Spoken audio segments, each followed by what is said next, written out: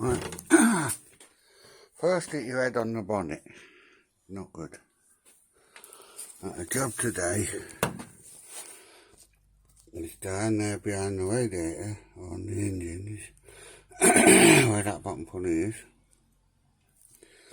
The oil seal's gone.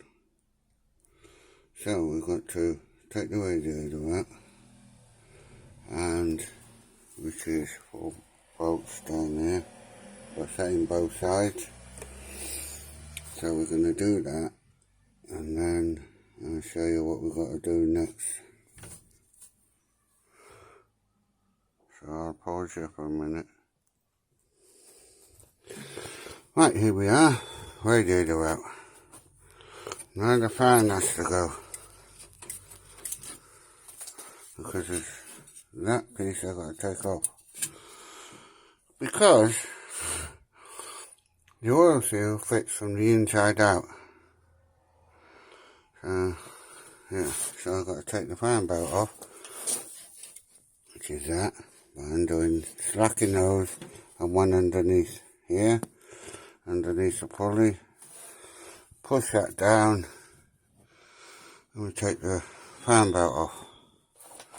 Then, after I've removed this out of the way, I have to undo that nut. And I'll show you how I do that in a minute. So, let's get this done, eh? So I'll do the work. And the thing is, I can't show you a great deal of me working, because I've got no stand for the phone. Not rich enough to get anything like that yet. So one day, so I'll talk to you in a moment. Hello everyone, back again. Right, what I've done is I'll put this screwdriver onto the bottom pulley. I don't know if you can see.